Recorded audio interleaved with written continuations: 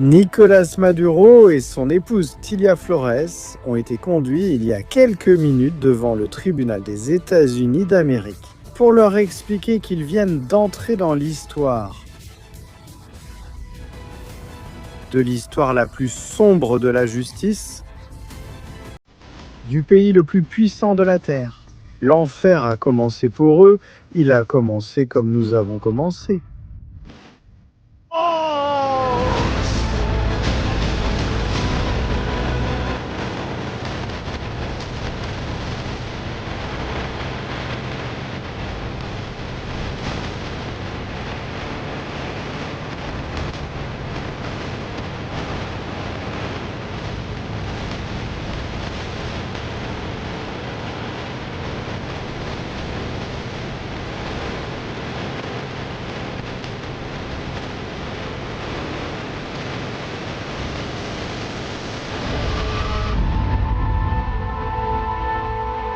Famille, très bon après-midi, bienvenue sur Stratégie Militaire.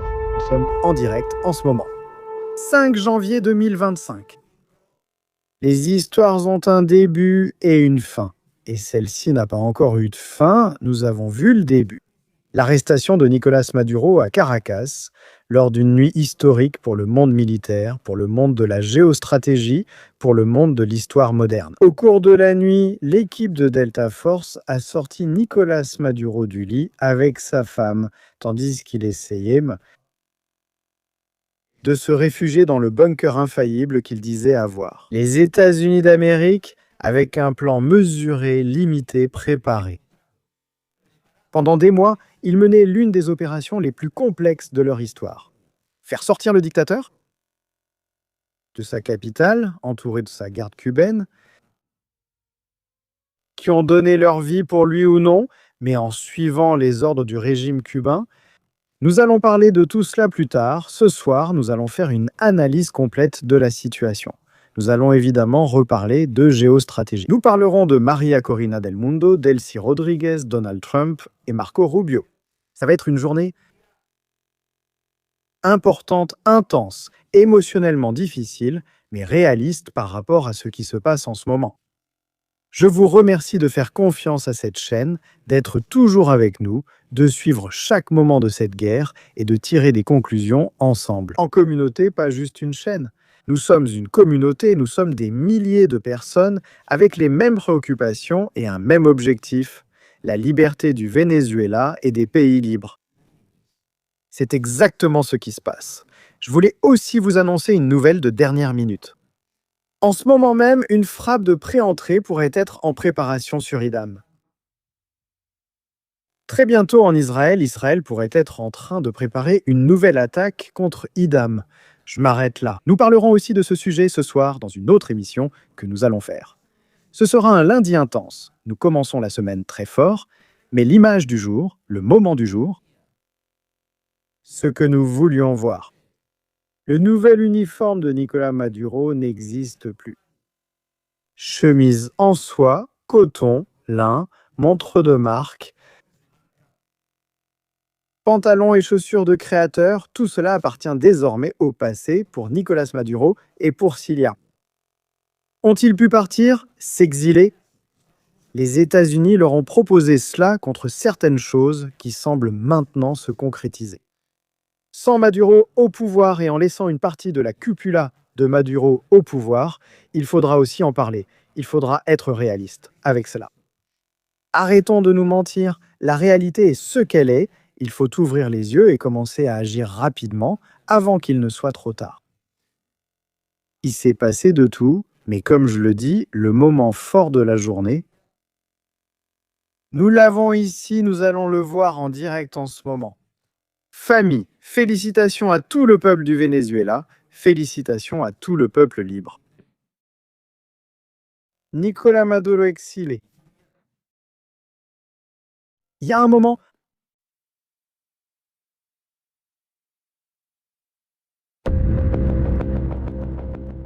là, nous le voyons, Nicolás Maduro avec l'uniforme marron de détenu et des baskets rouges, menotté, conduit, sa femme marchant beaucoup plus vite devant, avec des baskets de sport noires, une écharpe pour couvrir le cou. Nicolas Maduro avec chalet, 10 balles en Sicile aussi. En train d'être conduit vers l'hélicoptère qui allait les emmener jusqu'à un endroit proche pour être emmenés au tribunal en véhicule. Nous allons tout voir maintenant. On indique à Nicolas Maduro de baisser la tête pour sa sécurité. Escorté par des agents d'intervention de la Drug Enforcement Administration,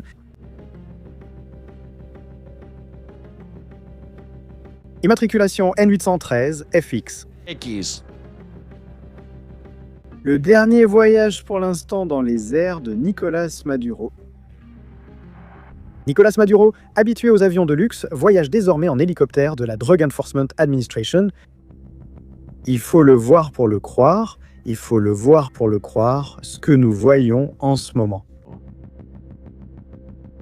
Fini les danses, fini les rires.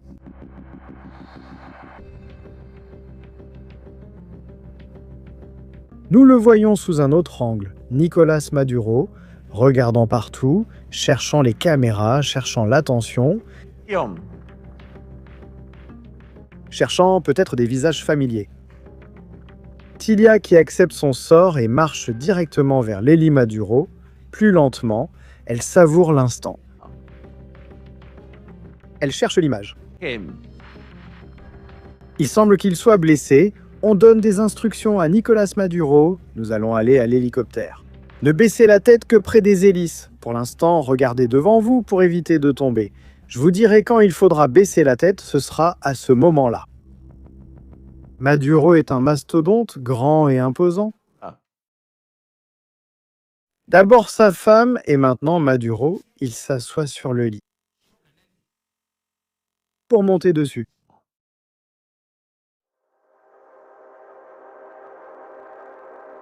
Image historique de New York à 7h22 du matin.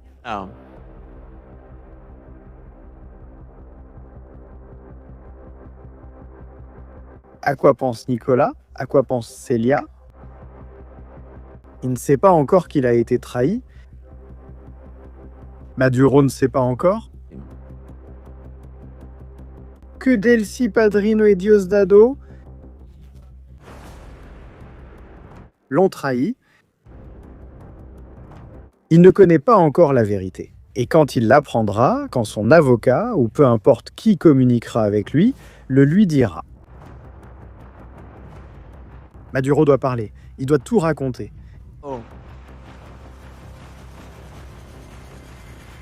Que chacun sauve sa peau.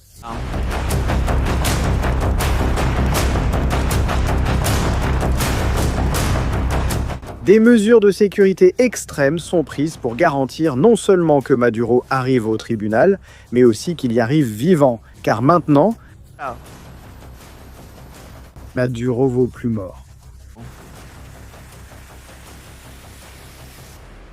C'est bien ça? Il y a des organisations en ce moment, même à l'intérieur du Venezuela et de Cuba, qui veulent Maduro comme Chavez dans un mausolée. Maduro est actuellement une source d'information incroyable. Il est au courant de tout ce qui se passe, de tout ce qui s'est passé, et il est, sans aucun doute, l'atout du jeu. C'est lui qui va témoigner. Que va-t-il se passer au tribunal?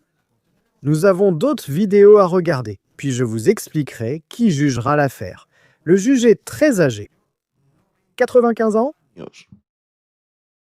Juif orthodoxe. Juif orthodoxe. A-t-il déjà eu des affrontements avec Donald Trump? On va lui lire les chefs d'accusation. Pour cela, on les emmène. 92 ans, non, 95, 92 ans. Je rectifie, c'est l'homme qui a maintenant entre ses mains l'avenir de Maduro et de Cilia Flores. Le juge fédéral Alvin Kellerzein a été désigné pour présider l'un des procès les plus délicats. À ses 92 ans, nous lisons les nouvelles. Publiées. Pour la communauté juive, son nom n'est pas nouveau. Kellerzine n'est pas seulement l'un des magistrats les plus expérimentés du tribunal du district sud de New York. C'est l'un des hommes les plus influents, mais aussi un juif pratiquant qui a su concilier pendant des décennies l'observance religieuse et l'exercice rigoureux du droit séculier. Voyons maintenant comment se sent Maduro lorsqu'il regarde le visage du juge juif.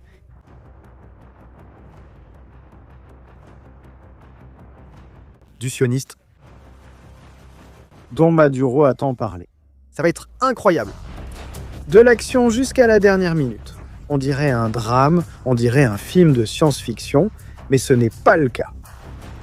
Ce juge a été chargé de centraliser et de superviser des milliers de plaintes liées aux attentats du 11 septembre, ainsi qu'à des fraudes financières de grande ampleur.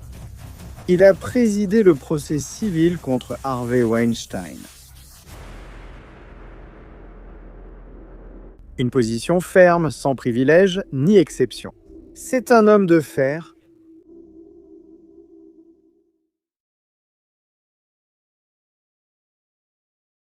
Malgré ses 92 ans, poigne de fer, le juge qui est tombé sur Maduro. Nous allons voir plus d'images, nous allons découvrir plus d'histoires sur ce qui est arrivé à Nico.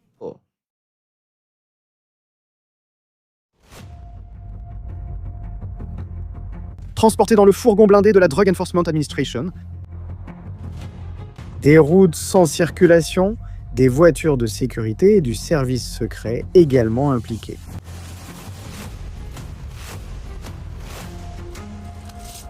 Et le sénateur à la sécurité nationale, John Fetterman, a déclaré « Nous devons être reconnaissants pour ce qui s'est passé.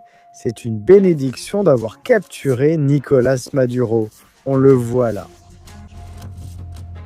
7h35 du matin. Tout d'abord, il y a une fourgonnette blanche, sans aucune sérigraphie, avec des équipes d'intervention rapide assurant la sécurité du convoi.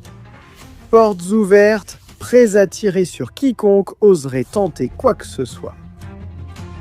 Tenter de libérer Nicolás Maduro et Cilia Flores, toute intervention, toute menace aurait été neutralisée sans la moindre hésitation. Maduro en ce moment est vraiment intouchable, et ce n'est pas grâce à la garde cubaine. Vous vous souvenez de toutes ces vidéos où nous comptions chacun des gardes du corps, où nous voyions leur visage, où nous disions « celui-ci, c'est le chef ».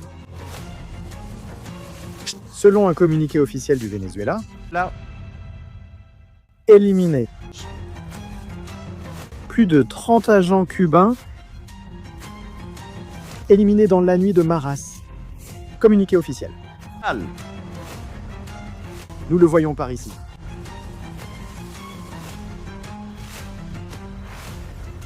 Attention à cela.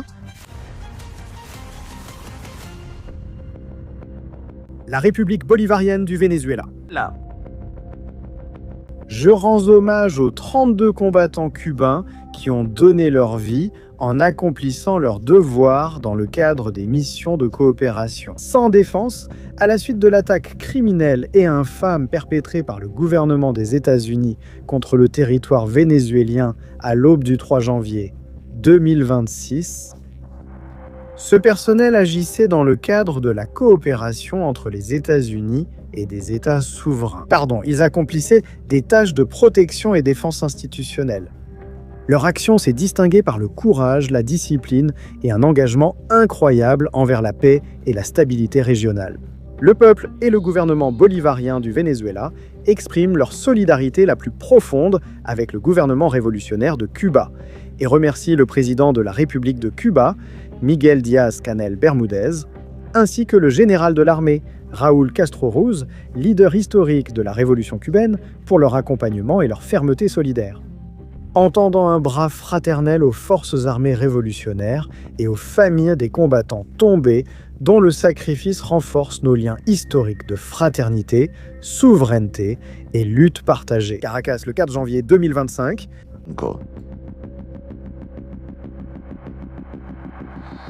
Est-ce qu'ils les ont vendus? Nous le disions déjà, c'étaient tous des Cubains. Maduro ne leur faisait pas confiance. Il ne faisait pas confiance à Padrino, à Diosdado, ni à Delcy. Et il avait des raisons, et il avait raison. Mais il en aurait fallu plus de 32 pour arrêter l'équipe Delta, qui est entrée dans le bunker, c'est incroyable. Les informations en temps réel qui ont circulé là-bas, indice vital pour retrouver Nicolás Maduro. D'ailleurs, je pense. Qu'une partie du processus de vente de Nicolás Maduro incluait l'accès aux caméras de sécurité. Pour savoir à quel coin du bunker il y avait un garde prêt à combattre. Voici comment l'histoire se déroule, comme dans les rues du Venezuela où, sans savoir quoi faire, on se demande que faire. Les fanatiques de la révolution, les fanboys de toute cette histoire, pensant que la révolution continue, que Chavez vit et que Maduro est le leader. Bienvenue dans la réalité, bienvenue dans le nouveau monde, parce que Maduro est désormais du passé et il a été vendu par son propre peuple. La question étant de savoir comment Nicolás Maduro va réagir, comment va-t-il réagir? Les fidèles de Maduro? Face à une trahison aussi grande, face à la trahison d'avoir été capturé et vendus par leur propre peuple? C'est terrible, c'est terrible. Plus de vidéos. Nous voyons encore le convoi ce matin, à 7 heures, alors qu'il se dirigeait vers l'hélicoptère. À Brooklyn, c'était Brooklyn. Oui. Nous voyons ici Maduro. En route vers le véhicule. Premières images avant l'arrivée à l'hélicoptère pendant le transport. Voiture blindée jusqu'en haut. Maduro arrivant à la cour.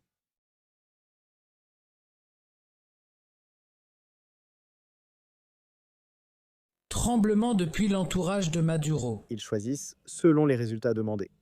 Inédit. Voilà Maduro.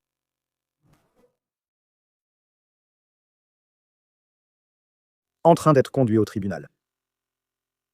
On dirait qu'il porte une sorte de mallette ou qu'il va avec une mallette, on ne sait pas. Quelque chose. Il a quelque chose devant lui, noir, avec une sangle, une courroie. Lilia, à côté de lui. Bien sûr, imaginez Lilia.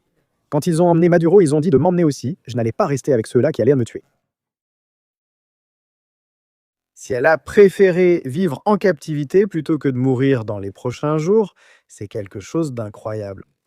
Regardez la quantité de sécurité qu'elle a autour d'elle. Elle porte un gilet pare-balles. Elle a définitivement une protection pare-balles. Nicolás Maduro, ils le conduisent actuellement au tribunal. D'abord, vers le véhicule qui le mènera dans le tribunal. À New York, dans le district sud de New York, des photos partout, des vidéos partout, la sécurité partout, des snipers, des hélicoptères, des drones de surveillance. On n'avait jamais vu quelque chose comme ça depuis l'époque d'El Chapo, évidemment.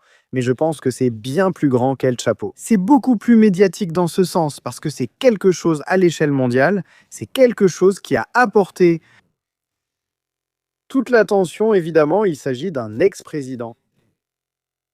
Nommé par Chavez, dictateur d'un pays avec des liens internationaux avec tous les cartels criminels mondiaux. C'est un homme qui doit expliquer beaucoup. Il dira ne rien savoir ni comprendre, mais la réalité évidente est bien différente. Nicolás Maduro est arrêté. Avant, on mettait les manifestants et les prisonniers politiques dans des camionnettes pour les emmener à l'héliquad. Et maintenant, c'est Nicolás Maduro qui se retrouve dans une prison très différente, évidemment de celle du Venezuela, et avec toutes les garanties des droits humains, mais il est en prison. Nous continuons à regarder des vidéos, nous continuons à voir des images incroyables de cette séquence. Regardez celle-ci. New York, 7h31 du matin.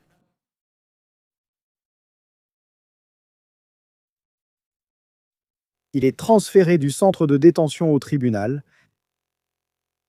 Le tribunal va lui expliquer ses droits et les raisons de sa présence, puis décidera de sa détention provisoire jusqu'au procès. Maintenant, une procédure judiciaire est ouverte. Avocat, collecte et présentation des preuves. Nous allons sûrement le voir et l'entendre, car l'audio sera diffusé et peut-être même une vidéo. Nous allons voir jusqu'à quel point ils sont flexibles avec cette histoire.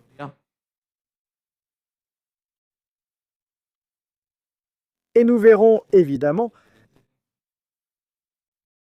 jusqu'où tout cela va aller. La Chine a déclaré qu'elle allait récupérer ses investissements au Venezuela et qu'il vaudrait mieux que les paiements et les prêts qu'ils ont au Venezuela soient remboursés. Gustavo Petro hier soir défie à Donald Trump. Petro lui a dit: il affirme à Donald Trump être prêt à prendre les armes face à ces menaces. Petro est sorti hier soir en menaçant, tout comme Donald Trump. Petro gagne en assurance et s'affirme. Petro, échauffe-toi, tu vas entrer en jeu.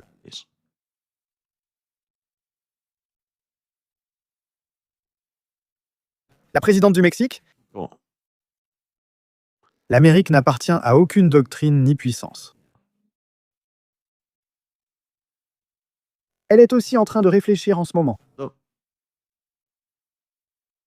à ce qui va lui arriver, à ce qui va se passer pour elle. C'est aussi simple que ça. Aussi clairement que ça. Quelqu'un a forcément touché les 50 millions de dollars, sinon une telle opération aurait été impossible. Et en ce moment même, Maduro et Cilia attendent de comparaître devant le tribunal.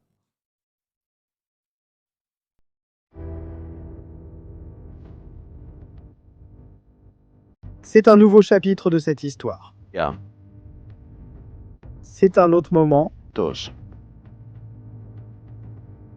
Le Venezuela l'attendait.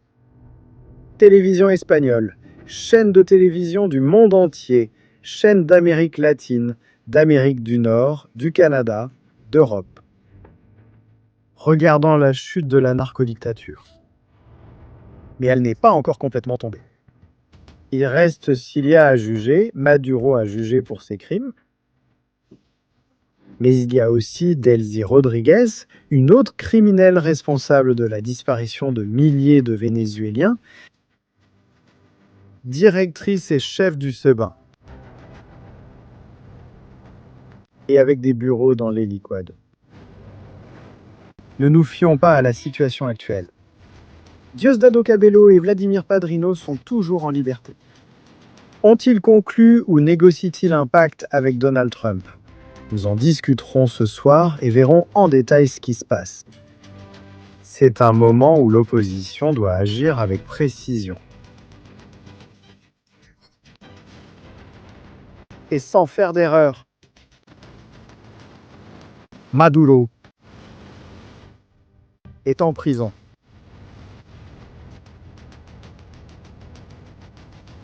Incroyable, incroyable famille. C'est complètement incroyable ce que nous voyons. Et en ce moment, des gars comme Ortega Canel, Claudia Zapatero Sanchez et quelques autres comme Lula sont inquiets de ce que Maduro va raconter. Regardez ce qui s'est passé aujourd'hui. Quand un des plus grands communicateurs de cette cause, David Placer, je crois qu'il s'appelle comme ça, je ne le connais pas personnellement, parlait à la télévision espagnole en tant qu'invité, il faisait son analyse, il expliquait tout ce qu'il y avait sur ce sujet. Écoutez ce qui s'est passé et bien l'écouter. Cela est-il arrivé à Delcy et Jorge Rodriguez? Et José Luis Rodríguez Zapatero, en jouant un rôle fondamental, devrait-il jouer son rôle? Et espérons entendre ce que dit la journaliste qui l'interviewe derrière. José Luis Rodríguez Zapatero, en jouant un rôle fondamental, devrait-il jouer son rôle? Claquement. Et il murmure lorsque David Placer dit « Zapatero va en prendre pour son grade ». Les médias traditionnels sont finis.